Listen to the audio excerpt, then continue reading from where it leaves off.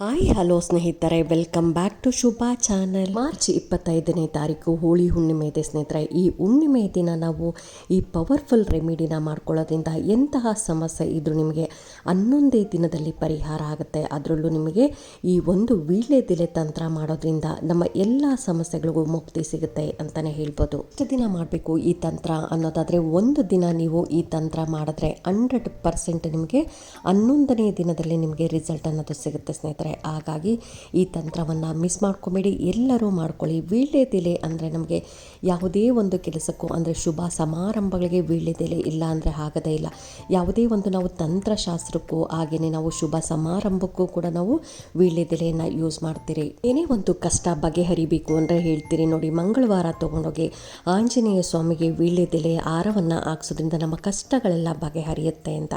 ಹಾಗಾಗಿ ವೀಳ್ಯದೆಲೆಯಿಂದ ಎಷ್ಟೆಲ್ಲ ಉಪಯೋಗಗಳಿದೆ. ಹಾಗಾಗಿ ವೀಳ್ಯದೆಲೆಯಿಂದ ನಾವು ಈ ದಿನ ಈ ತಂತ್ರವನ್ನು ಮಾಡೋದ್ರಿಂದ ಯಾವ ಸಮಸ್ಯೆಗಳು ಬಗೆಹರಿಯುತ್ತೆ ಅನ್ನೋದಾದರೆ, ಮನೆಯಲ್ಲಿ ತುಂಬಾ ಗಂಡ ಹೆಂಡತಿ ಜಗಳ ಹೆಚ್ಚಾಗಿದ್ದರೆ, ಅಥವಾ ಹಣಕಾಸಿನ ಸಮಸ್ಯೆ ಹೆಚ್ಚಾಗಿತ್ತು ಅನ್ನೋದಾದರೆ, ಅಥವಾ ಮನೇಲಿ ಯಾವಾಗಲೂ ಹುಷಾರೇ ಇರಲ್ಲ, ದುಡ್ದಿದ್ದ ದುಡ್ಡೆಲ್ಲ ನಾವು ಆಸ್ಪತ್ರೆಗೆ ಖರ್ಚು ಮಾಡ್ತೀರಿ ಅನ್ನೋರು, ಇನ್ನು ಮಕ್ಕಳ ಮಾತು ಕೇಳ್ತಾ ಇಲ್ಲ, ಮಕ್ಕಳು ಚೆನ್ನಾಗಿ ಓದ್ತಾ ಇಲ್ಲ ಅನ್ನೋರು, ಈ ರೀತಿಯಾಗಿ ನಿಮಗೆ ಎಂಥದ್ದೇ ಸಮಸ್ಯೆ ಇದ್ದರೂ ಕೂಡ ಸ್ನೇಹಿತರೆ, ಈ ದಿನ ಅದರಲ್ಲೂ ಹೋಳಿ ಹುಣ್ಣಿಮೆ ದಿನ ನೀವು ಈ ತಂತ್ರವನ್ನು ಮಾಡ್ಕೊಳ್ಳೋದ್ರಿಂದ ನಿಮಗೆ ಎಂತಹ ಸಮಸ್ಯೆ ಇದ್ದರೂ ಬಗೆಹರಿಯುತ್ತೆ. ಇದಕ್ಕೆ ತುಂಬಾ ಸಿಂಪಲ್ಲಾಗಿ, ತುಂಬ ಖರ್ಚಾಗಂಥದ್ದು ಏನೂ ಇಲ್ಲ ಸ್ನೇಹಿತರೆ. ಒಂದು ಚೆನ್ನಾಗಿರೋಂಥ ವೀಳ್ಯದೆಲೆ ಬೇಕಷ್ಟೇ.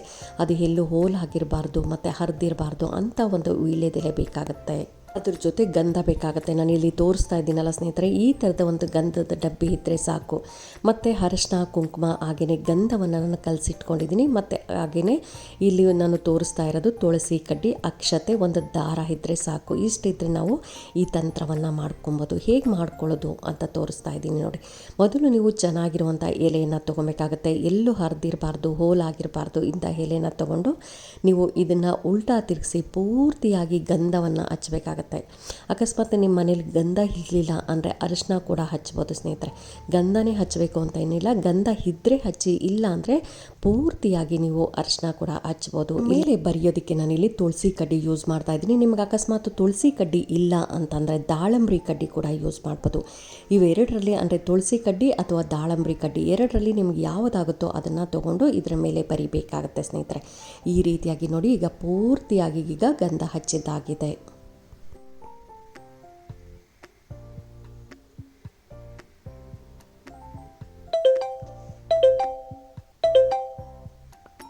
ಈಗ ಇದಕ್ಕೆ ಉಲ್ಟಾ ತಿರ್ಸ್ಕೊಂಡು ಇಲ್ಲಿ ನಾವು ಸ್ಟಾರ್ ಬರೆಯೋಣ. ಈಗ ನಾನು ಇಲ್ಲಿ ತುಳಸಿ ಕಡ್ಡಿಯಿಂದ ಅದು ಏನು ಗಂಧ ಕಲಸಿದ್ರಲ್ಲ, ಆ ಗಂಧನ ತುಂಬ ಗಟ್ಟಿಯಾಗಿ ಕಲಿಸ್ಕೊಳಕ್ಕೆ ಹೋಗ್ಬಿಡಿ. ಸ್ವಲ್ಪ ನೀರು ಹಾಕ್ಕೊಂಡು ಇದನ್ನು ಈ ರೀತಿಯಾಗಿ ಕಲಿಸ್ಕೊಂಡ್ರೆ ನಾವು ಬರೆಯೋದಕ್ಕೂ ಈಸಿ ಆಗುತ್ತೆ.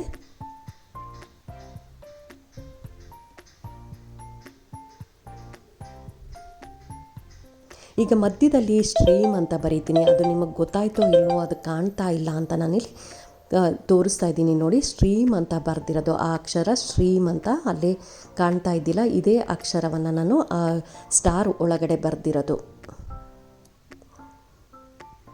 ಸ್ವಲ್ಪ ನಿಧಾನಕ್ಕೇ ನೀಟಾಗಿ ಬರೀಬೇಕಾಗತ್ತೆ ನೋಡಿ. ಈಗ ಆಯಿತು.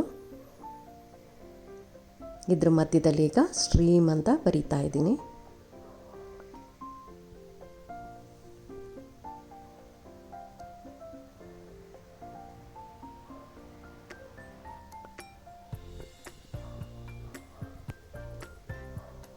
ಈಗ ನೋಡಿ ಸ್ನೇಹಿತರೆ, ಆಗಿದೆ. ಇದನ್ನು ಏನು ಮಾಡಬೇಕು ಅಂತಂದರೆ, ಇದಕ್ಕೆ ಸ್ವಲ್ಪ ಅರಿಶಿನ ಕುಂಕುಮನ ಈಗ ಹಾಕ್ತಾ ಇದ್ದೀನಿ. ಅದರ ಮೇಲೆ ಸ್ಟ್ರೀಮ್ ಅಂತ ಬರೆದಿದ್ದೀನಲ್ಲ, ಅದರ ಮೇಲೆ ಒಂಚೂರು ಅರಿಶಿನ ಕುಂಕುಮ ಹಾಗೆಯೇ ಸ್ವಲ್ಪ ಅಕ್ಷತೆಯನ್ನು ಹಾಕಬೇಕಾಗತ್ತೆ. ಮತ್ತು ನೀವು ಮೇಲ್ಗಡೆಯಿಂದ ಈ ರೀತಿಯಾಗಿ ಫೋಲ್ಡ್ ಮಾಡ್ಕೊತ ಬರಬೇಕಾಗತ್ತೆ.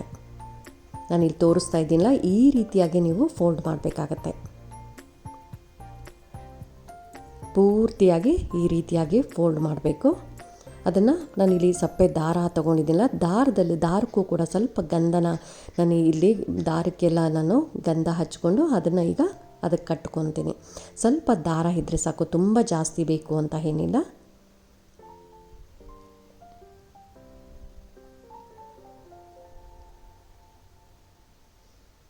ನೋಡಿ, ಈಗ ನನ್ನ ದಾರಕ್ಕೂ ಪೂರ್ತಿಯಾಗಿ ಗಂಧ ಹಚ್ಕೊತಾ ಇದ್ದೀನಿ.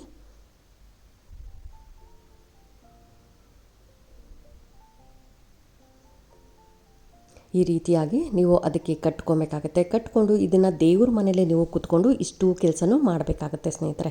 ಇದನ್ನು ನಿಮ್ಮ ಮನೆ ದೇವರನ್ನು ನೆನೆಸ್ಕೊಂಡು, ನಿಮ್ಮ ಕುಲದೇವರನ್ನು ನೆನೆಸ್ಕೊಂಡು, ಇದನ್ನು ನಿಮಗೇನು ಕಷ್ಟ ಇದೆ ಆ ಕಷ್ಟಗಳನ್ನೆಲ್ಲ ಹೇಳ್ಕೊಂಡು ನೀವು ಇದನ್ನು ಈ ರೀತಿಯಾಗಿ ಮಾಡಬೇಕಾಗತ್ತೆ. ಆ ಗಂಟು ಕಟ್ಟಿದ್ದಾದಮೇಲೆ ಅದಕ್ಕೂ ಕೂಡ ಸ್ವಲ್ಪ ಅರಿಶಿನ ಕುಂಕುಮ ಹಾಗೆಯೇ ಒಂಚೂರು ಅಕ್ಷತೆಯನ್ನು ನಾನಿಲ್ಲಿ ಅದಕ್ಕೆ ಇಟ್ಟು ಮತ್ತು ಅದಕ್ಕೆ ಒಂದು ಡ್ರಾಪ್ ಹಾಕಷ್ಟು ನೀವು ಹಾಲನ್ನು ಹಾಕಬೇಕಾಗತ್ತೆ.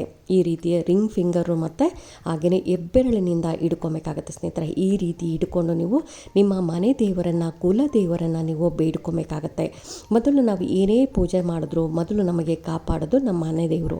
ಹಾಗಾಗಿ ನೀವು ಮನೆ ದೇವರನ್ನು ನೀವು ಬೇಡಿಕೊಂಡು ನೀವು ನಿಮ್ಮ ಮನೆ ದೇವರನ್ನು ನೀವು ನಿಮ್ಮ ಮನೆ ದೇವರು ಯಾವುದು ಅಂತ ನೋಡಿಕೊಂಡು ನೀವು ಆ ಮನೆ ದೇವರ ಹೆಸರನ್ನು ನೀವು ಹೇಳ್ಕೊಬೇಕಾಗತ್ತೆ. ಹೇಳ್ಕೊಂಡು ನೀವು ಅದನ್ನು ಮನೆ ಬಾಗಿಲಿಗೆ ಅಂದರೆ ಮೇನ್ ಡೋರ್ಗೂ ಕಟ್ಬೋದು. ಇಲ್ಲ ಅಂತಂದರೆ ನೀವು ದೇವ್ರ ಮನೆ ಡೋರ್ ಇರುತ್ತಲ್ಲ, ಅಂದರೆ ದೇವ್ರ ಮನೆ ಡೋರ್ ಮೇಲೆ ಅಂತಂದರೆ ಹೊಸ್ಲಿನ ಮೇಲೆ ಕಟ್ಟಬೇಕಾಗತ್ತೆ. ಇಲ್ಲ ಅಂತಂದರೆ ಮೇನ್ ಡೋರಿನ ಮೇಲೆ ಅಂದರೆ ಹೊಸ್ಲಿನ ಮೇಲೆ ಆಚೆ ನೀವು ತೋರಣ ಎಲ್ಲ ಕಟ್ಟಿರ್ತೀರಲ್ಲ ಆ ಜಾಗದಲ್ಲೂ ಕೂಡ ಕಟ್ಬೋದು ಸ್ನೇಹಿತರೆ. ಈ ರೀತಿಯಾಗಿ ನಿಮ್ಮ ಕಷ್ಟಗಳ ಏನಿದೆ ಅದನ್ನೆಲ್ಲ ಬೇಡಿಕೊಂಡು ನೀವು ಮನೆ ದೇವರನ್ನು, ಕುಲ ದೇವರನ್ನು ನೆನೆಸ್ಕೊಂಡು ಈ ರೀತಿಯಾಗಿ ಹುಣ್ಣಿಮೆ ದಿನ ನೀವು ಬೆಳಗ್ಗೆ ಆದರೂ ಕಟ್ಬೋದು. ಇಲ್ಲ ಅಂದರೆ ಸಾಯಂಕಾಲ ಆಗುತ್ತಲ್ಲ ಪೂಜೆ ಸಮಯದಲ್ಲಿ ಅವಾಗ ಕೂಡ ಕಟ್ಬೋದು. ಅಕಸ್ಮಾತ್ ನನಗೆ ಈ ಹುಣ್ಣಿಮೆ ಕಟ್ಟೋಕ್ಕಾಗಲಿಲ್ಲ, ಪೀರಿಯಡ್ಸ್ ಆಗಿತ್ತೆ ಅಥವಾ ಹೊರಗಡೆ ಎಲ್ಲೋ ಹೋಗಿದ್ದೆ ಅನ್ನೋರು ನೆಕ್ಸ್ಟು ನೀವು ಹುಣ್ಣಿಮೆ ಒಳಗಡೆ ಈ ರೀತಿಯಾಗಿ ಮಾಡ್ಕೊಳ್ಳಿ ಸ್ನೇಹಿತರೆ. ನೀವು ಏನು ಕಷ್ಟ ಇದೆ ಅಂತ ನೀವು ಬೇಡ್ಕೊಂಡಿರ್ತೀರಲ್ಲ ಆ ಕಷ್ಟಗಳೆಲ್ಲ 11 ದಿನದಲ್ಲಿ ಪರಿಹಾರ ಆಗುತ್ತೆ. 100% ಇದು ರಿಸಲ್ಟ್ ಕೊಡುತ್ತೆ ಸ್ನೇಹಿತರೆ.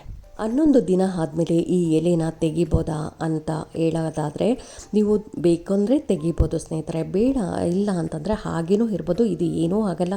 ನಿಮ್ಮ ಮನೆಗೆ ಆಗುವಂಥ ಕೆಟ್ಟ ದೃಷ್ಟಿಯನ್ನು ತಡೆಯುತ್ತೆ. ನಿಮ್ಮ ಮನೆಗೆ ಏನಾದರೂ ಮಾಟ ಮಂತ್ರ ಮಾಡಿಸ್ತಾ ಇದ್ದರೆ ಅದು ಕೂಡ ನೀವು ಮೇನ್ ಡೋರಲ್ಲಿ ಕಟ್ಟೋದ್ರಿಂದ ಅದು ಕೂಡ ನಿಮ್ಮ ಮನೆಗೆ ಪ್ರವೇಶ ಆಗದೇ ಇರೋ ರೀತಿಯಾಗಿ ಇದು ತಡೆಯುತ್ತೆ. ಅಕಸ್ಮಾತ್ 11 ದಿನದಲ್ಲಿ ನೀವು ಅಂದ್ಕೊಂಡು ಕೆಲಸ ಆಯಿತು ಅಂದರೆ ನೆಕ್ಸ್ಟ್ ಹುಣ್ಣಿಮೆಯಲ್ಲಿ ಇನ್ಯಾವುದಾದ್ರೂ ಕಷ್ಟ ಇದೆ ಅದನ್ನು ಹೇಳ್ಕೊಂಡು ನೀವು ಈ ರೀತಿಯಾಗಿ ಮಾಡಿ ಸ್ನೇಹಿತರೆ. ತುಂಬಾ ಪವರ್ಫುಲ್ ರೆಮಿಡಿ ಅಂತ ಹೇಳ್ಬೋದು. ತುಂಬ ಜನಕ್ಕೆ ಇದು ಉಪಯೋಗ ಆಗಿದೆ. ನಾನು ಕೂಡ ಮಾಡಿದ್ದೀನಿ, ನನಗೂ ಕೂಡ ತುಂಬಾ ಒಳ್ಳೆಯದಾಯಿತು. ಹಾಗಾದರೆ ನಿಮಗೂ ಹಿಡಿದು ತುಂಬಾ ಸಿಂಪಲ್ ಇದೆ. ಇದಕ್ಕೇನು ತುಂಬ ಖರ್ಚು ಕೂಡ ಆಗಲ್ಲ. ಹಾಗಾಗಿ ಎಲ್ಲರೂ ಮಾಡ್ಕೊಳ್ಳಿ, ಎಲ್ಲರ ಕಷ್ಟಗಳನ್ನು ಬಗೆಹರಿಸ್ಕೊಳ್ಳಿ. ನೀವು ಪ್ರತಿದಿನ ಹೊಸ್ಲಿಗೆಲ್ಲ ಪೂಜೆ ಮಾಡ್ತೀರಲ್ಲ ಆ ಟೈಮಲ್ಲಿ ಇದಕ್ಕೂ ಕೂಡ ನೀವು ಈ ಏನು ವೀಳ್ಯದೆಲೆ ಕಟ್ಟಿರ್ತೀರಲ್ಲ ಆ ವೀಳ್ಯದೆಲೆಗೆ ಸ್ವಲ್ಪ ಧೂಪ ದೀಪಗಳನ್ನು ತೋರಿಸಿದ್ರೆ ಸಾಕು. ಪ್ರತಿದಿನ ನೀವು ನಿಮ್ಮ ಕಷ್ಟಗಳು ಏನಿರುತ್ತೆ ಅದನ್ನು ಹೇಳ್ಕೊಂಡು ನಿಮ್ಮ ಮನೆ ದೇವರ ಕುಲದೇವರನ್ನು ಪೂಜೆ ಮಾಡ್ತಾ ಬನ್ನಿ. ಖಂಡಿತ ನಿಮಗೆ ಹಾಗೆ ಆಗುತ್ತೆ ಸ್ನೇಹಿತರೆ. ಹೋಳಿ ಹುಣ್ಣಿಮೆ ದಿನ ಎಲ್ಲರೂ ಈ ರೆಮಿಡಿನ ಮಾಡ್ಕೊಳ್ಳಿ, ಎಲ್ಲರೂ ಇದ್ರ ಉಪಯೋಗ ಪಡ್ಕೊಳ್ಳಿ ಅಂತ ಹೇಳ್ತಾ ಈ ವಿಡಿಯೋ ಹೇಗೆ ಅನ್ನಿಸ್ತು ಅಂತ ನೀವು ಕಾಮೆಂಟ್ ಸೆಕ್ಷನಲ್ಲಿ ಕಾಮೆಂಟ್ ಮಾಡಿ, ಲೈಕ್ ಮಾಡಿ, ಶೇರ್ ಮಾಡಿ, ಸಬ್ಸ್ಕ್ರೈಬ್ ಮಾಡಿ. ಇನ್ನೂ ನನ್ನ ಚಾನಲ್ಗೆ ಹೆಸರಾದ್ರು ಹೊಸಬರು ನೋಡ್ತಾ ಇದ್ದರೆ ಅವರು ಕೂಡ ಸಬ್ಸ್ಕ್ರೈಬ್ ಮಾಡ್ಕೊಳ್ಳಿ. ಪಕ್ಕದಲ್ಲಿರೋಂಥ ಬೆಲ್ ಐಕಾನ್ ಪ್ರೆಸ್ ಮಾಡೋದ್ರಿಂದ ನಾನು ಹಾಕೋ ವಿಡಿಯೋಗಳೆಲ್ಲ ಬೇಗ ಬಂದು ತಲುಪುತ್ತೆ. Thank you.